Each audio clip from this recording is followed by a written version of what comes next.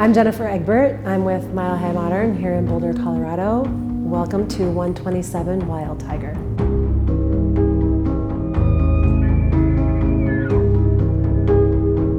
The one thing that's very cool about this property is that it backs to national forest.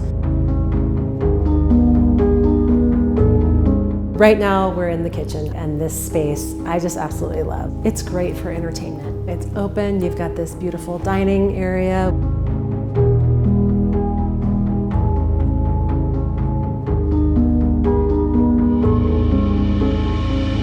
You can really tell the attention to detail. In a lot of the rooms you have a floor-to-ceiling window height, and it just makes it so not only are you seeing how cool it looks inside, you're not disconnected from being up in the mountains.